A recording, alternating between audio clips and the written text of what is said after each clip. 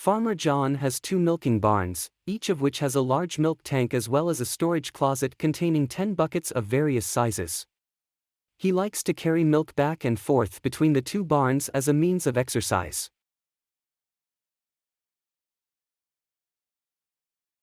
On Monday, Farmer John measures exactly 1,000 gallons of milk in the tank of the first barn, and exactly 1,000 gallons of milk in the tank of the second barn. On Tuesday, he takes a bucket from the first barn, fills it, and carries the milk to the second barn, where he pours it into the storage tank. He leaves the bucket at the second barn.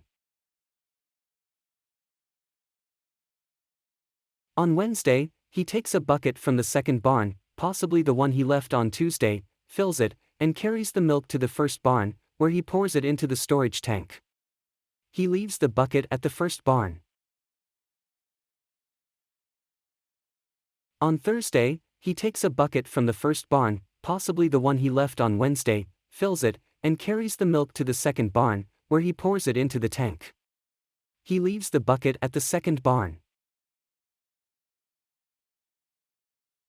On Friday, he takes a bucket from the second barn, possibly the one he left on Tuesday or Thursday, fills it, and carries the milk to the first barn, where he pours it into the tank.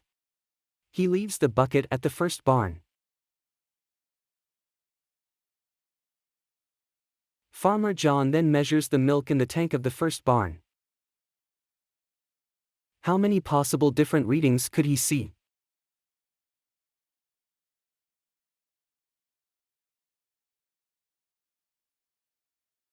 The first line of input contains 10 integers, giving the sizes of the buckets initially at the first barn. The second line of input contains 10 more integers, giving the sizes of the buckets initially at the second barn. All bucket sizes are in the range 1 to 100.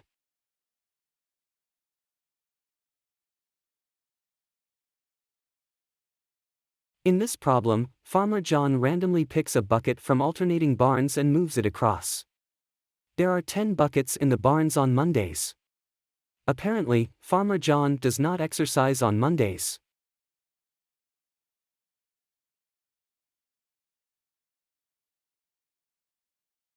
Here is a possible scenario that produces 1,007 gallons of milk in the first storage tank on Friday.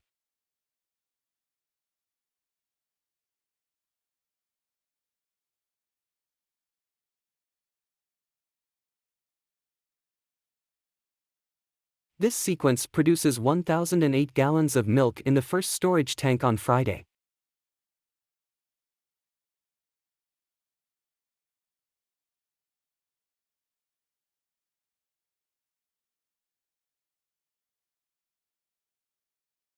The given sample input is easy enough to go through manually.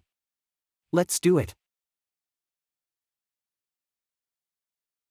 After this 1111 sequence, the first tank is back to 1,000 gallons of milk on Friday.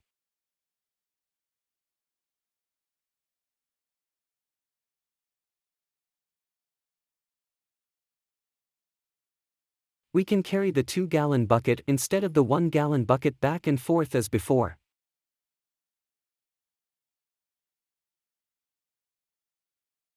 After this 2222 sequence, the first tank is once again back to 1,000 gallons of milk on Friday.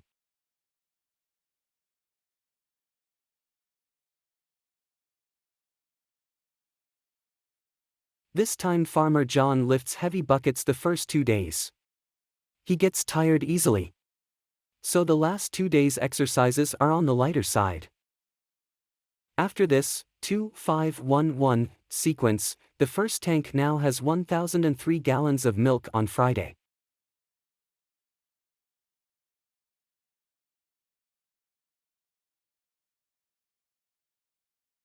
Although the last 2 days are the same, this sequence is different from the previous one.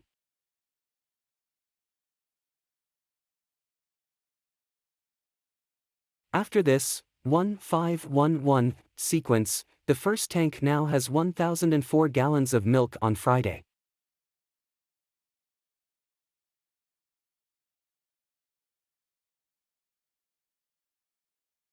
Here is a different approach to exercise. Farmer John lifts heavy buckets on alternate days.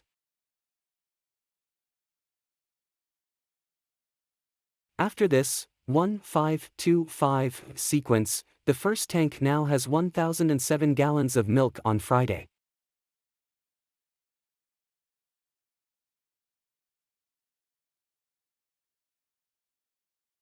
This playing sequence produces the largest increase possible on Friday.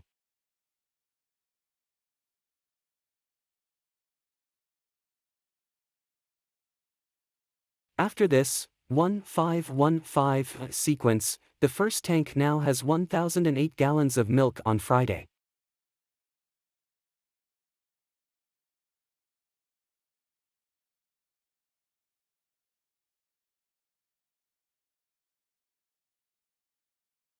The problem is asking number of distinct measurements of the first tank on Friday. The different delta values were 0, 3, 4, 7, and 8. Therefore, the answer and the sample output must be 5.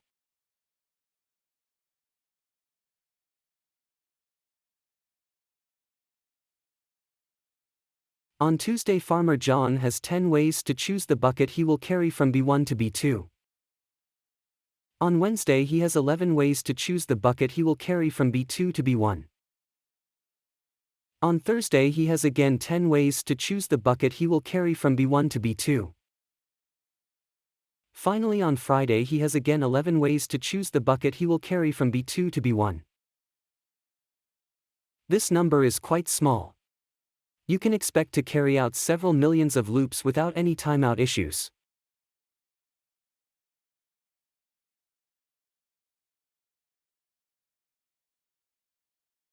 Note that initially the first barn has 10 slots and the second barn has 11 slots. Starting Tuesday, they have an empty slot on alternating days.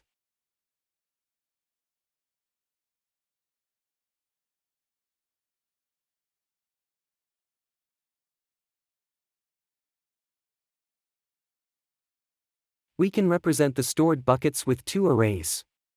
The index of the array points to the slot of the storage and the value will hold the size of the bucket in that slot.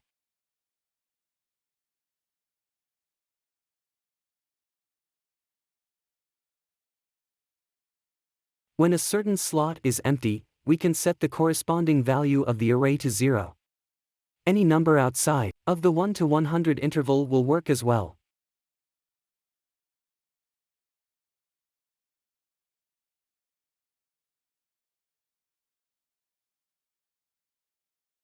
There are 10 alternatives to start.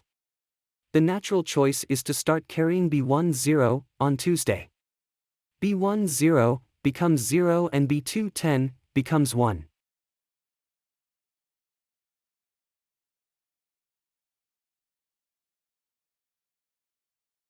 Looping through B1 buckets creates 10 versions of the barns at the end of Tuesday.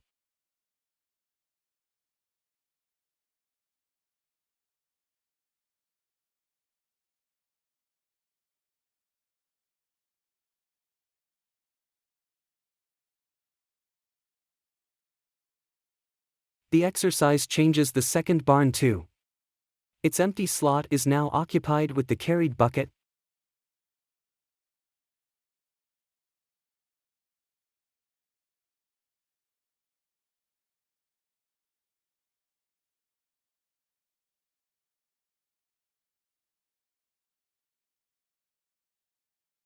We can simulate different permutations using loops. Let's run this code step by step to see if it does what we intend to do.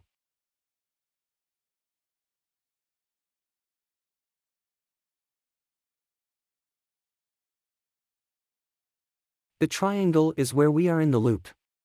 The variables are shown below.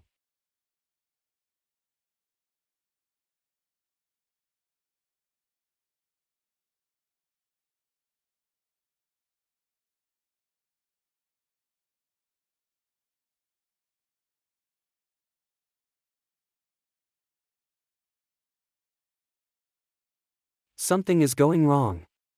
It appears that all the buckets are carried to the second barn one after another.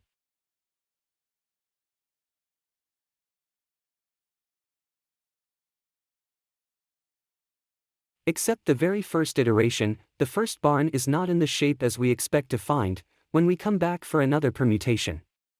Instead of simulating different weeks based on a fresh Monday, we are building on the previous Tuesday.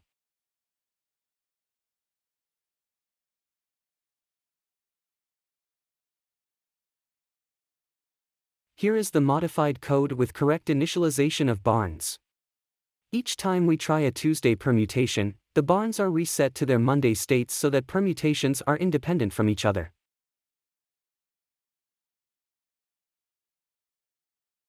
In order to simulate all possibilities, we must restore the barn to the original Monday configuration. This time we reset the first barn to its Monday state each time we start the loop.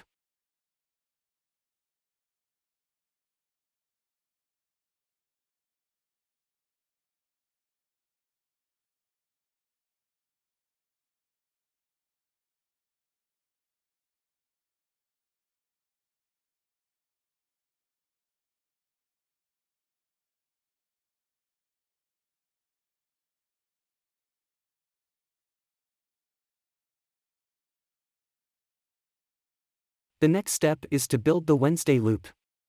This piece of the code will take over the barns from a certain Tuesday state and try the possible 11 permutations for each one of them.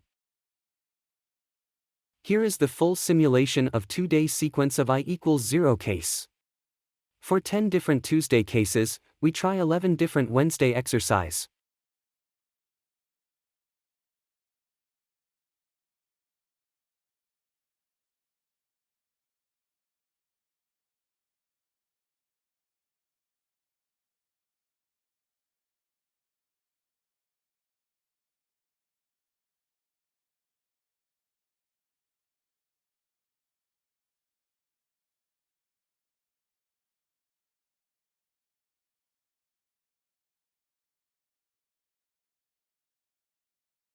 Here is the full simulation of 2-day sequence of i=9 case. For 10 different Tuesday cases, we try 11 different Wednesday exercise.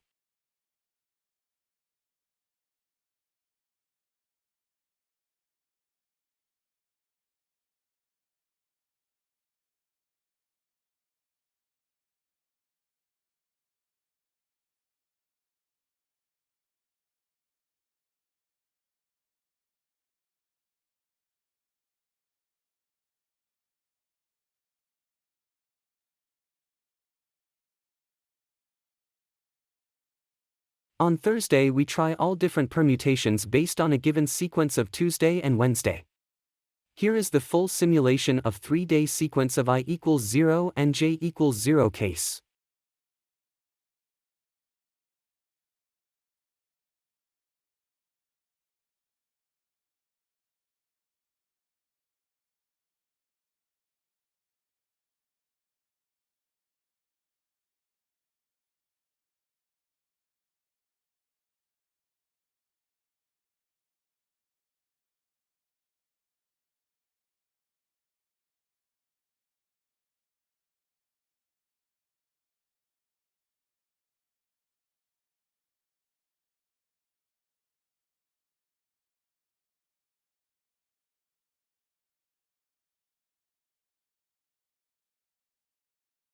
Here is the full simulation of 3-day sequence of i=9 and j=3 case.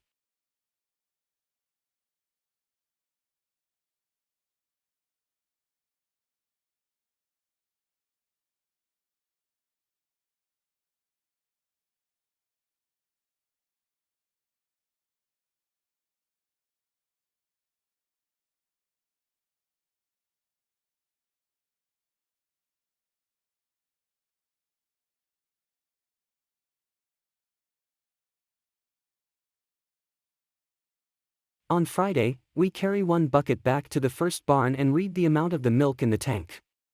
Here is the full simulation of the 4-day sequence of i=0, j=0, and k=0 case.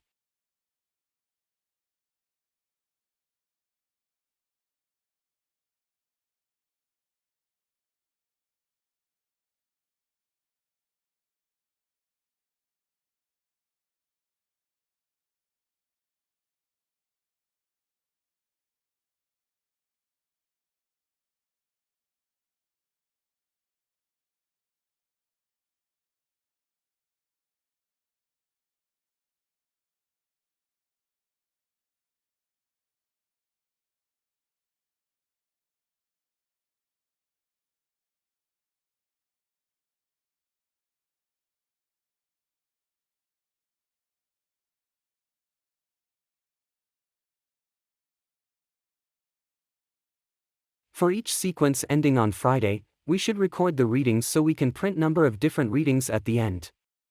Since buckets are in the 1 to 100 range, we can increase or decrease the tank level at most by 198.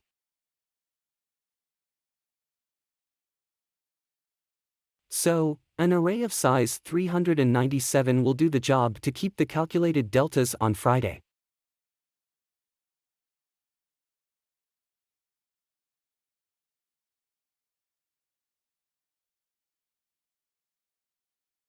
Delta plus 198 value will coincide with the index of the amounts array.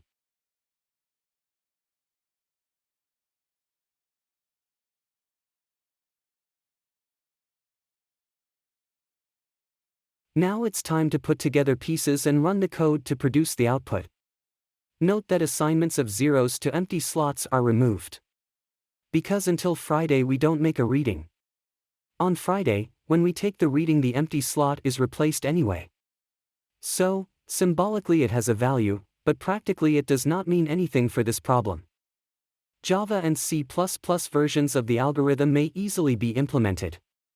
Also note that, instead of loops, we can as well use functions to do the exercise and spit out new states of the barns as return values, or just modify a set of global variables.